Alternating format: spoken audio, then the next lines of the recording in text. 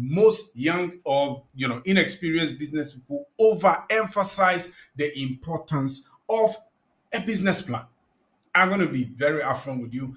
I have been in business for a while. I have no value for business plans. I have no value because why? The reason is this.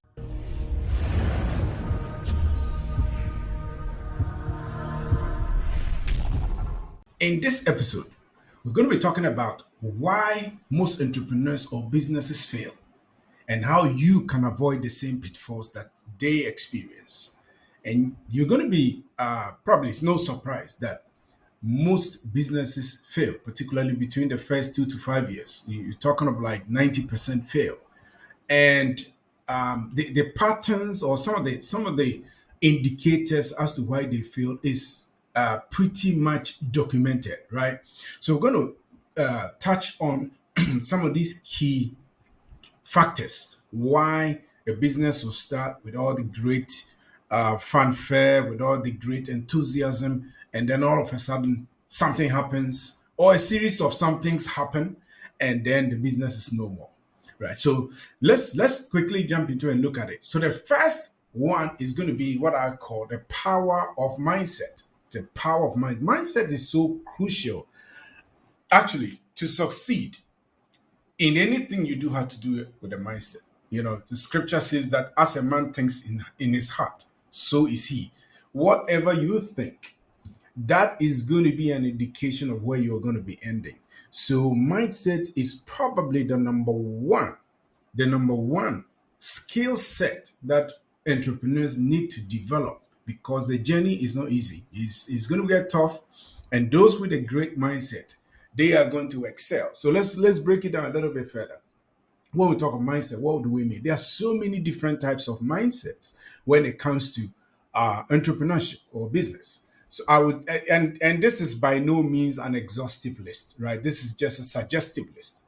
So the first one that comes to mind is when you have a problem solving mindset. What does that mean? Problem solving mindset is the fact that you see challenges as opportunities.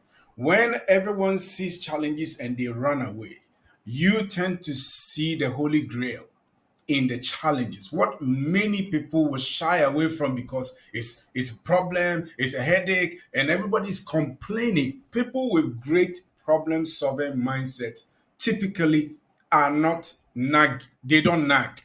They do not normally complain. It's not that they are laid back. It's because they are always thinking about ways and means by which they can extract gold out of a muddy situation, right? So that's it. Having a problem-solving mindset is amazing. The other, and I said this is by no means an exhaustive list. So the next mindset that you need to have to avoid falling into the trap of failed businesses is also the mindset of innovation. It follows the same. It's almost similar to problem solving mindset. By innovation is that you have a very open mindset, or open what do you call it? Creative and open mindset that helps to foster innovation. You look at things very differently, right? It shouldn't just be a problem, but you look at life and you're always looking at solutions. So everything that you're looking at, okay, how can I innovate this? How can I make this better? How can I make this faster? How can I make this more efficient? How can I make this more design worthy? How can I make this more aesthetically appealing? So all the time you have a very questioning attitude. You question things, right? That is very, very key to successful entrepreneurial mindset. Then my favorite one is resilience. Having a resilient mindset means, look, problem, that this journey is going to be rough, it's going to be brutal, it's going to be tough.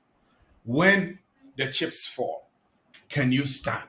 So the mindset that has like a never give up attitude, like I will bounce back no matter what. Yes, I may try this, it may not work, but I will not throw in the towel. I will try something else, or I will change this. I will double down on this, or I will out innovate on this. To the sense that I'm not giving up. Giving up is not part of my vocabulary. That is the innovative mindset, right? Then we have other ones like decision making mindset. whereby you have a mindset of you think strategically. You look at issues, you don't look at the issue from a microscopic point of view. You are looking at issue from a very holistic angle, right? Holistic angle in the sense that you are looking at the issue and seeing and coming up with strategic solutions. So it's not like 9-day wonder solutions or micro solutions or whatever. You are looking at, if it's a problem, you're looking at the problem from a holistic angle. You are taking every key information into account. And when people are jumping around and they are scratching their head, you are looking at issues from a holistic angle, right? That is pretty much, I would say, a decision making mindset where you look at things from a long term business goals perspective, not short term knee jerk reactionary kind of decision making, right? Then we have other ones like customer focused mindset. You're always having a mindset to go and above and beyond to satisfy your customers' needs. That is a mindset. That's a mindset you need to have, right? And then we also have leadership mindset where you know that you are running a business, but you are going to be called not the chief executive officer, but the chief inspiration officer. You inspire the team because you're a leader. You come up with big, huge, gigantic goals, and you are able to inspire the team to buy into the vision, buy into the goal. They are very inspired. That is a mindset to have. Then finally, I would say teamwork or collaborative mindset, where you're able to bring people together. It's a mindset that you realize that, okay, it helps. It says one of us shall kill 1,000, and two shall put 10,000 to flight, right? One shall defeat 1,000, right? So if you're 1,000, two is 10,000. This is biblical. So it tells you that collaborative partnerships, collaboration, whether with your team or with your stakeholders, will always produce exponential results than your individual output. It's always going to be. So that's the power of mindset, right? So that's number one. Number two is the role of business plans. Most young or inexperienced business people overemphasize the importance of a business plan. I'm going to be very upfront with you. I have been in business for a while. I have no value for business plans. I have no value. Because why? The reason is this. Business plans were coined or were introduced for big businesses that needed to take loans from banks. So a big business, massive cash flow, massive operation, and you need to approach a bank to get some kind of a loan, maybe a long-term loan for the operation of the business. Let's say you're into aviation, you're into shipping, logistics, big time things that you're doing, and you need a bank to undergird you, right, financially. Then you go, they ask you bring business plan, and then you send it, and then they do all their due diligence, and probably they may or may not give the big business the loan. That's what business plans are for. But for dynamic, small, dynamic businesses where the environment is constantly changing, having a static business plan is completely useless and irrelevant. It's Don't waste your time if you are just starting a business. Don't waste your time with business plans. Marketing plan maybe, business plan, no, it's a waste of time. Instead, what you do is you focus on product market fit. Is your product fit for the market that you anticipate the product to do well in, right? So you're going to be spending your time iterating the product and then the market until there's a fit. What's the fit? The fit is until you get your first customer, right? So if you're rendering a service, let's say you are rendering a photography service and you live in a certain city and you are rendering, let's say, wedding photography as a service, and you target, let's say, college students, college students with photography. It may not do very well because most college students are not having weddings, right? One or two maybe, but typically not. But if you target, let's say, bank employees, young bank employees with a photography service, they may be that fit, right? So it's the product market fit, and you focus on that because that's the hardest part: getting your first customer, getting somebody to pay you money, because the most important thing about business is not people say, oh wow, your idea is great, or your idea is fantastic, or this, oh wow, you are amazing. That means no, it means jack. It doesn't hold any value. The most important metric in your business is when somebody opens their wallet and gives you their money for your good or your service. That's the only metric you are looking for when you are running business. You're not looking for any fancy words, particularly from friends and family. No, the friends and family, they love you too much. They won't tell you the truth in your face, right? So you are going to go out there and look for product market fit. That's the second pitfall, right? The third one, it's access to capital. Most budding entrepreneurs overemphasize the need to go for external funding. Yes, if you can get it, great. Some people do, but most people do not. I would say 95% of all businesses cannot even get startup funding. It's the ecosystem is ridiculous, and particularly if you are from a developing country, that is even more harder. So don't focus on that. I would say entrepreneurs that want to start up a business, and the first thing they want to get to is, oh, let me see capital before I move. Those are no entrepreneurs at all, because entrepreneurship by itself is serious risk taking, right? So what you need to do, instead of wasting your time trying to chase capital, is go with what you have. What is in your hand? Right? What is in your hand? When Moses got to the tip of the Red Sea, right? God asked him, Moses, what do you have in your hand? Right? And he had a staff in his hand. So it's like he was thinking, what can I use this, ridiculous stuff for? Apart from it helping me to work. It's the same way entrepreneurship is the same. What is in your hand? Whatever you have, use it. Whatever you have, use it, right? Whatever you, so that's why it's best if probably if you have worked a little bit and had a little bit of savings somewhere and to start. But the best form of financing for entrepreneurs who are getting out of the gate is cash flow coming in from the business, cash flow from customers. Your customers are always the best financiers. That's why it's good to get a product market fit that you can start getting some cash flow. So once they are paying you, your first of all, your confidence levels begin to rise. You are energized, even though the money may not be any big deal. Right? I remember we were running a business, and then the first customer we had, man, I was so excited. I was rolling on the floor, literally. It wouldn't that amount of money wouldn't do nothing to me, but I was just super excited because the customer had voted yes for me. And I believe that if one customer had voted yes, there will be thousands out there who would vote yes. And that's how typically businesses pan out. So don't focus on access to capital. Use whatever resources, bootstrap onto a point that you get into cash flow positivity. And then later on, if you need money to scale and that kind of thing, that's a whole different discussion that you can go for external funding. All right. Then the next point is the importance of practical experience. Most people start business with no practical experience. Yes, you can't.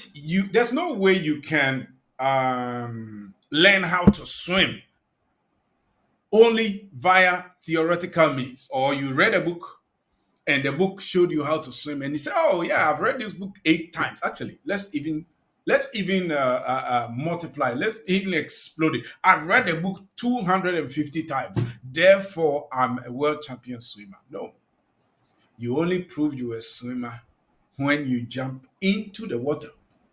You only prove you are an entrepreneur when you jump into the water. The reason is this: you are going to fail many times, right? You're going to fail many times, right? I've failed. I can't even count how many times I have failed in business. You start out, you think, oh wow, everybody's going to love this, and 6 months down the road, wow, it's like nobody wants it, and you have to advise yourself that look, it's not that you're lazy. You've hit on the doors. You try. You tweak things here and there. It didn't work. You learn your lesson. You package that lesson. You jump onto the next thing that will work for you. But what I noticed works very well is when the domain you want to do the business in, you have some level of experience. So let's say you've worked in, let's say, the area of travel and tours, right? You've worked as a professional, maybe as a salesperson, sales executive, account manager, um, whatever it is, operations officer, whatever in travel and tour industry.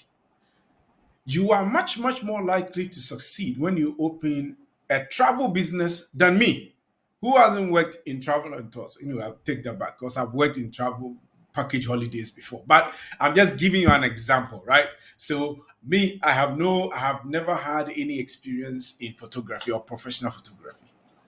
And the next day, I say, "Oh, I bought a new camera. Therefore, I'm a photographer. I want to get into photography business." Why? Because in, let's say, Africa and many developing countries, typically most people do not innovate well and do not innovate. It's just copycat, right? I see this person is doing this business. I think he's making some money. Therefore, oh, I have some money stashed somewhere. Let me just go and buy the equipment and do it. That is what happens most of the time, particularly in Africa. It's just copying, blind copying. The fact that John is doing very well selling tomatoes doesn't mean you will do well selling tomatoes.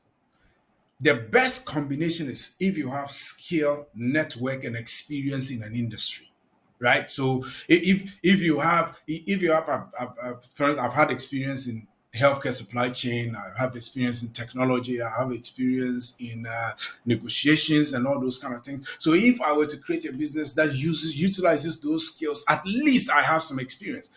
Yes, it doesn't guarantee that I'll be 100% successful, but it will make me far better off. The odds will be in my favor, much more, much more than somebody who's never had these kinds of exposures and skill set, right? So basically, that's the power. So when you're thinking of business, think about opportunities in businesses that can leverage on your skill set, the things you've done in the past, your networks, right? Your knowledge base. Think about things that could make you that way. If you just do copy, you will fail. Okay. Then, last but not the least, is the power of focus. I can't emphasize this deeply enough. We call something the shiny object syndrome. Sometimes you start something, it gets difficult, right? Everything in life that is worth doing well is difficult. Don't buy into the easy thing. Business is tough. And I always say this, that for most business, to build a very sustainable, well-meaning business that would impact people, you're looking at a time horizon of 10 to 20 years. So if you don't have that 10 to 20 years to build that, then stop it and go work for somebody. Okay. So with that said, watch out for shiny object syndrome. I've been a victim of this a long while because you do something and then you get to a point that it's difficult. Man, it's crazy. Sometimes it's not that the business is difficult, it's that the stakeholders, sometimes you need approval from, let's say, a government agency. You don't want to pay bribe, right? Like I do. Then you have roadblocks, frustrations, and this and that. So sometimes you just, oh man, let me just do something else. Not forgetting that they say you're just going to go through the same cycle, right? Because everything good, sustainable, right, takes time. And most of the time, it's more difficult.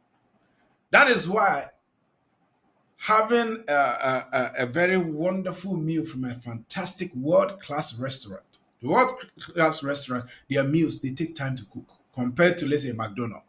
McDonald's is fast food, right? So anybody gets it. But if you go to very well, established restaurant with top of the range, top of the class, Michelin rated restaurant, they do slow cooking. The food takes time. It's the same way when you cook at home and it's amazing food. It takes a while, right? Good food takes a while to cook. Junk food takes a short minute to cook it. Junk food, it's the same. Junk business is shortcut. Good business is long term. Sometimes it's a slog, sometimes it's painful. But all that slog, that pain is packaged into lessons. Lessons that you're going to need as you grow. Lessons that you're going to need as the business begin to expand. That is why you go through, I believe that's why you go through that kind of challenge. So focus means stay the course. Don't get easily distracted. In the right sense, say, don't focus on two or three opportunities at the same time. Just focus on one, and hit it with all that you've got, every energy, every passion. And I believe once you do that, your business will have a high, very, very high survivability rate. And remember this: it's not going to be a 9-day wonder. It's not going to be a quick fix kind of thing. Start small. Start small with these kind of lessons, but you're going to grow bigger. Everything in business starts small. Don't go for quick, I would say like lottery. You want to hit the jackpot. Business, we don't hit jackpot. Some people may, but the overwhelming majority, 99.9% of people, they go through the slog. And the power and the joy of business is the slug. Because when you become highly successful, what you tend to think more about what you overcame, and that's what the story people want to hear. They don't want to hear about all your nice cars and your. They want to hear what was the journey, how, and the worse your journey was, the more impactful your story, the more fulfilling it is, and the more humble you are. All right. If this video struck a nerve with you, I would want you to subscribe to this channel, like this video, and I will come your way with more videos like this. Thank you so much.